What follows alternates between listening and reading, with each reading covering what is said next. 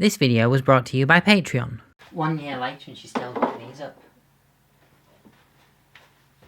No turfs. Hey you, how's it going? My name is Ruby Price and today is 4 years since I got a vagina.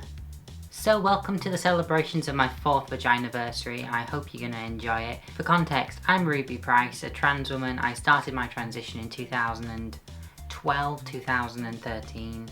Sources differ. And I started hormones in 2015, so I've been on them 6 years, and like I said several times, today is 4 years since I had my gender reassignment surgery. You can watch a surprisingly short video about my entire transition there, but to fill you in on some details right now, I had a vulva and clitoplasty in 2017 with Mr. Fenton at Leeds Spire Methley Park Hospital. I opted for the fully functioning vagina because I'm young, why wouldn't I? And like I say, the chances are I was probably gonna use it. I've been making these surgery anniversary videos for the last couple of years now, and it's sort of become something of a tradition in the sense, but I never really know how to approach them until I am actually making them. So the first one was reflecting on the year that I'd had because of the surgery that I had, whereas last year's video was very much, you know, here's some facts about, you know, gender reassignment surgery. Today's video is another one of those reflecting videos because I'm in a pretty similar position to the position I was in last year. I'm still in the same house, yay, and I'm still very much comfortable being a trans woman.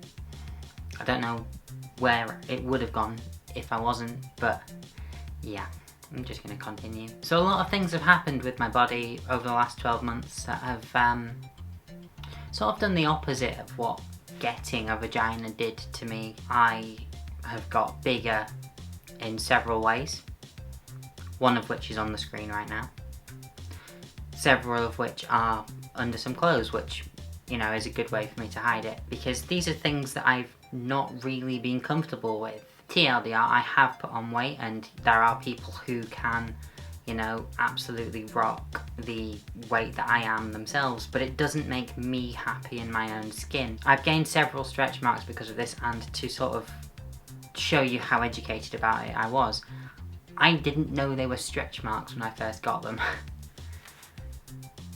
Yeah, that's how alien to me weight gain is. I didn't even know what they looked like because I'd never had them myself, and I'd never thought I would. I was given so much more confidence to, you know, wear things that I feel more comfortable in because of the fact that I had my surgery, and then several years later it's something that was already there that changed, that has reduced me of some confidence in a sense. It's weird talking about this as a trans person. Usually when people think of, you know, body discomfort and stuff, when it comes to trans people, it's usually brought on by, you know, sex signifiers. This is being brought on by limbs and an extra amount of fat. But that's a conversation for another time. Today we are obviously talking about my vaginiversary. I say we, I'm talking about my vaginiversary. You might be talking about my vaginiversary in the comments, so that's going to be fun. I have had some interesting ones recently, let's say, in the comments. So yeah, let's talk about my vagina. Yay. First thing to mention, I'm dilating a lot less. 4 years on, didn't think that was going to be a thing. One of the things you're never really told about post-op, you know, upkeep is, you know, the process of dilation and, you know, how long it's supposed to go on for. It's one of the reasons as to why my dilation video has done so well. There's so little information out there that when people find it, boy do they find it. At least I assume. But yeah, I was under the impression that I would be dilating pretty much forever. The frequency of which I would be dilating, I assumed would reduce.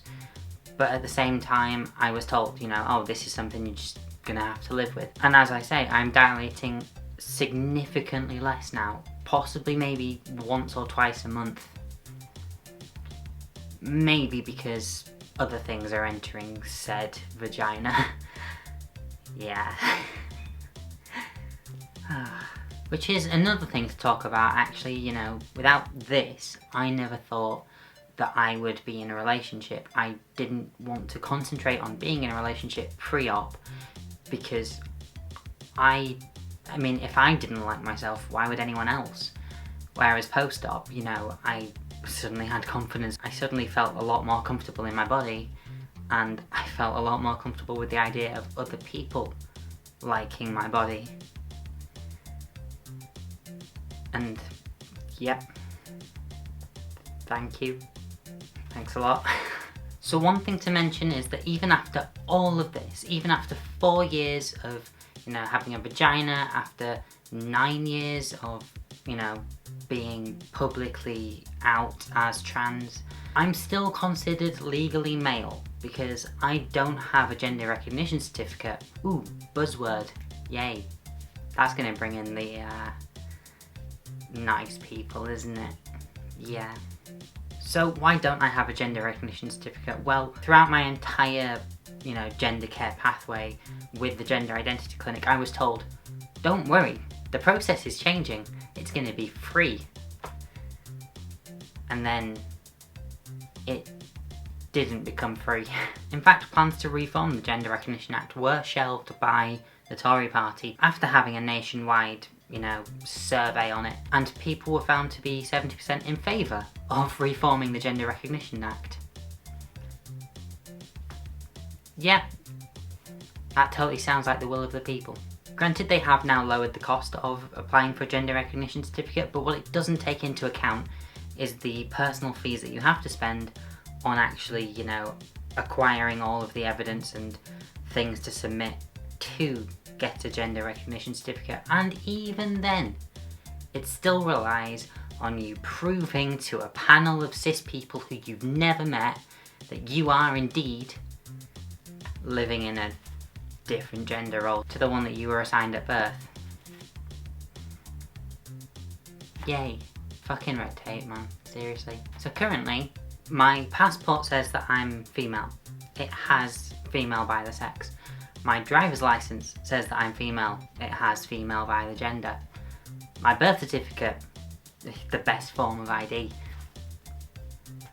Yeah, that's still completely the same as it ever always has been. To be honest, there haven't really been that many reasons for me to, you know, update the gender on my birth certificate on a practical level at this point. However, you know, if I were to want to get married someday, I would need to, you know, get said gender recognition certificate, because if I was to be marrying someone who was legally male, that would make it a same-sex relationship, despite, well, this. Fucking red tape. Oh, and whilst I'm at it, allow for legal recognition of non-binary identities. Please. There is a system of self-ID that has been in place across several countries on the planet, but there is a significant backlash to that, coming from a very loud minority of gender-critical feminists. They're not feminists, who think that sexual predators are just going to self-ID as a woman in order to gain access to the women's changing rooms or bathrooms to sexually harass or assault women in a single-sex environment.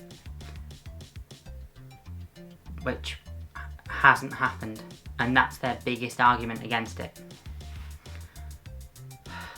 And it was successful. If any of these types of people are watching this, by the way, I am aware it's a vulva, not a vagina, but vaginaversary sounds a lot better than vulversary. Vulvasaur. Oh man, I do not want to search the images for that.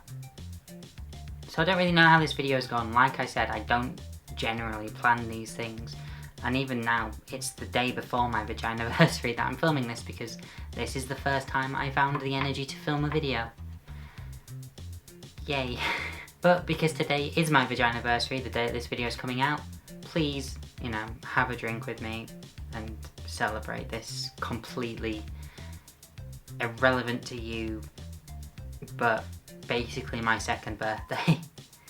So, yay. So, happy vaginaversary to me. If you enjoyed this video, please do all that generic YouTube stuff, like, share, comment, subscribe, etc, etc. I do have a Patreon if you would like to support me further, there's links in the description. And I also have a coffee if Patreon isn't your bag and you would much prefer to just give me a one-off donation.